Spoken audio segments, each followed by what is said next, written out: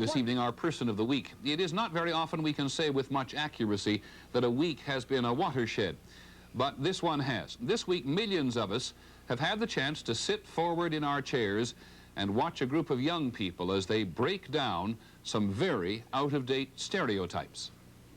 Deaf people are capable of anything except that they can't hear.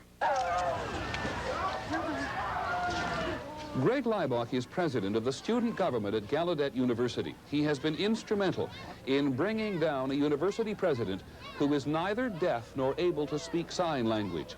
He has also helped to raise the national consciousness about deaf people.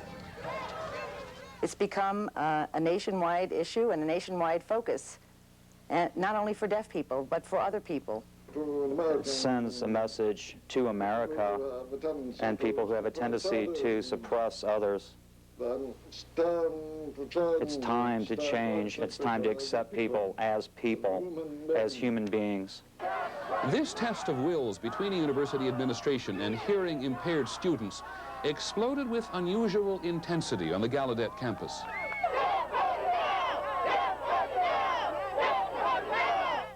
This anger is really impatience.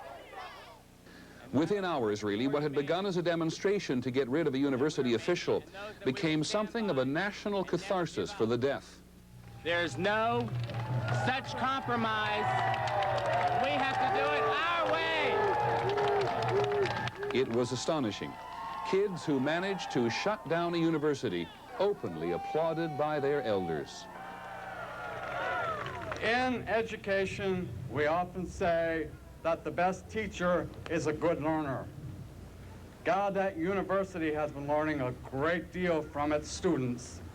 They have become our teachers. It seemed as if there'd never been such an opportunity to tell the world that deaf does not mean defeated. There was one moment this week which said it all for many people.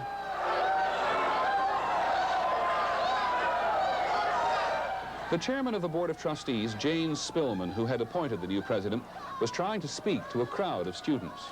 We will not sit here if you are going to scream so loudly that we cannot hear you and that we cannot establish a dialogue.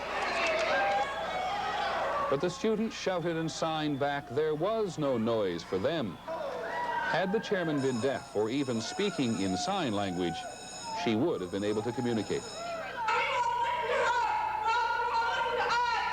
As for Elizabeth Zinser, who will not be president now, perhaps she had no idea she was walking into such a maelstrom. Dr. Zinser is a victim because she's been in this situation and because she didn't know anything about what she was getting into. She doesn't know anything about deafness. Greg Hlibok has always been deaf. He comes from a deaf family. Mother and father, 2 brothers and a sister, all deaf. Okay. He's studying electrical engineering. The university which has given Greg this chance was first empowered to give college degrees by President Lincoln. It is the only liberal arts institution of its kind in the world, a mecca of opportunity and excellence.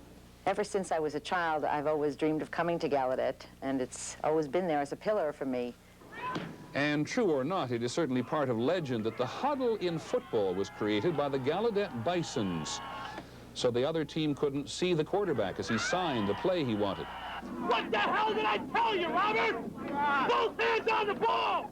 At Gallaudet, the faculty is required to sign as well as speak. All over the country this week, deaf people have looked on with pride. For many years, the deaf have been a rather passive minority. This week, they've been a rather demanding one. We want to have hearing people respect us and see us as peers. That's our real desire.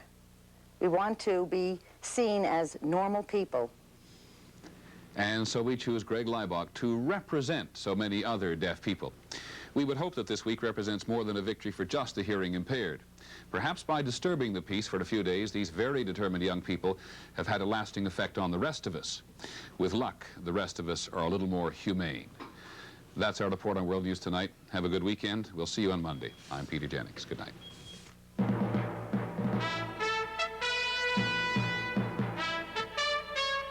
From ABC, this has been World News Tonight with Peter Jennings.